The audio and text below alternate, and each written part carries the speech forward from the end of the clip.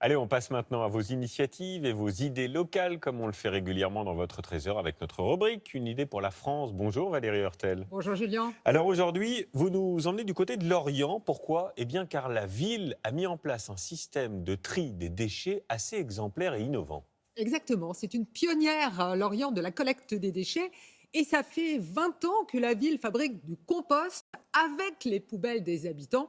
Alors ça oblige un peu d'organisation dans la cuisine, mais Manu Tissier et Mathieu Nivenlowski sont allés prendre une petite leçon de tri et vous allez voir, en fait, c'est pas très compliqué. Bonjour Stéphane, tu sais à peu près le poids qu'elle fait là, ta benne? Dans les 3 tonnes environ. Tu as 3 tonnes de biodéchets là. Ouais. Notre idée pour la France, c'est d'avoir généralisé la collecte séparée des biodéchets chez tous les habitants du territoire, les a dotés d'une poubelle verte qui permet de séparer cette matière organique. Elle est acheminée ici, sur cette installation de compostage. Le processus nous permet de transformer ces déchets en un compost de qualité. À quelques kilomètres du port de Lorient, c'est bientôt l'heure du goûter pour la famille Boixel. J'ai des pépins. Oui, c'est normal dans la pomme. Mélanie et Céleste ont un gâteau aux pommes sur la planche et des épluchures à jeter, mais pas n'importe comment. Ici, le tri est devenu un système et un réflexe. C'est une habitude en fait au quotidien, tout ce qui est reste alimentaire, le filtre à café, les sachets de thé, nos sopalins, les mouchoirs, on met dans le bio. Et en fait, ça désengorge nettement en fait notre poubelle d'ordures ménagères. Je peux vous montrer d'ailleurs, il n'y a plus grand chose dedans en fait, mis à part les petits plastiques, les petites choses du quotidien voilà, qui se recyclent pas. Ce petit sac biodégradable va revenir chez Mélanie, mais il aura bien changé. Et son aventure débute ici, une unité biologique de 2 hectares où va se jouer une incroyable transformation naturelle en accéléré. Sébastien Lejal sera notre guide pour ce voyage en 3 étapes, peu ragoûtant au premier abord. Alors il y a 2 à 3% seulement d'erreurs de tri et le processus de compostage nous permet de les séparer facilement. Pour autant, on est vigilant sur la qualité du produit entrant, ce qui nous permet d'avoir un compost d'excellente qualité. Le compost, c'est le trésor qui va jaillir des 8000 tonnes déposées ici chaque année, soit 39 kilos par habitant. La deuxième étape consiste à séparer les restes des poubelles vertes des détritus à base de plastique, principalement. D'un côté, les poubelles biologiques transformées par la nature, de l'autre, les plus polluantes.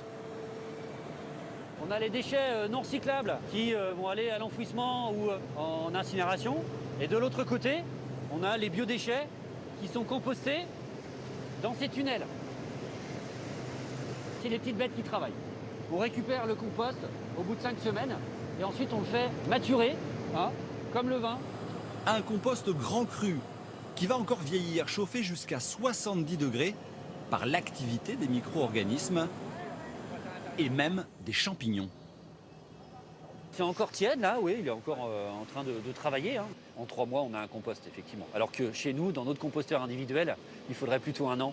Et comme ça vient de nos restes de table, c'est plus riche en matière organique qu'un compost classique. Par exemple, un compost de végétaux sera beaucoup moins riche en matière organique. Les agriculteurs de la région viennent faire le plein ici. Et des centaines de sacs de compost sont distribués ou vendus. À moins de 4 € les 15 kilos, une trentaine s'arrachent tous les 2 jours dans cette recyclerie. Et le voyage se termine dans le jardin de Céleste, Mélanie et Samuel, où les pommes du gâteau retournent à la terre.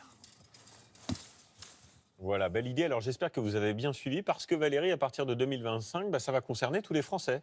Oui, c'est inscrit dans la loi de transition énergétique. Toutes les communes seront obligées de mettre en place des solutions de compostage. Alors, ça peut être une collecte générale comme celle qu'on vient de voir à Lorient, ça peut être des composteurs qu'on installe au coin des rues, ça veut dire qu'on va aller vider son petit seau d'épluchure. Et puis, si vous avez la chance d'avoir un jardin, bien certaines villes offrent des composteurs individuels. Et les Français jouent le jeu, Julien, parce qu'en 10 ans, on a réduit d'1/3 nos déchets organiques. Oui, vous avez déjà fait du compost, vous?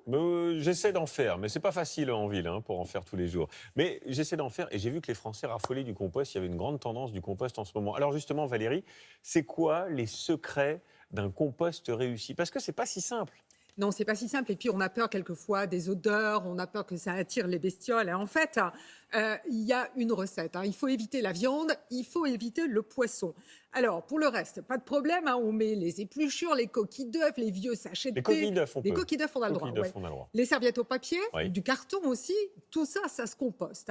Ce mélange, ensuite, eh ben, il faut le bichonner un petit peu, Julien, hein. Il faut surveiller le taux d'humidité. Il ne faut pas que ça soit trop humide. Si c'est trop humide, on rajoute un peu de carton pour absorber. Et puis, pour faire un bon compost, il faut aussi l'aérer un peu. On le retourne de temps en temps. Pour le reste, eh ben, vous l'avez vu, hein, ce sont les cloportes, les vers de terre, les champignons qui font le boulot. La nature, Et la en somme. nature, et allez, en moyenne, hein, 6 mois plus tard, on obtient donc cette sorte de terreau avec une bonne odeur de sous-bois. Et c'est un super fertilisant pour le jardin. C'est quand même mieux que de brûler tout ça C'est vrai. dans un Ben, incinérateur. vous savez ce qu'on va faire? On va lancer un grand compost à France Télévisions. Allez, Voilà. chicha. Chiche, on Chiche. fait ça? Bon, on Y fait a ça. plus qu'à. Merci Valérie. Et si vous avez d'autres initiatives à nous faire partager, n'hésitez pas en scannant le QR code qui s'affiche sur votre écran avec l'appareil photo de votre smartphone ou via le site tout simplement franceinfo.fr.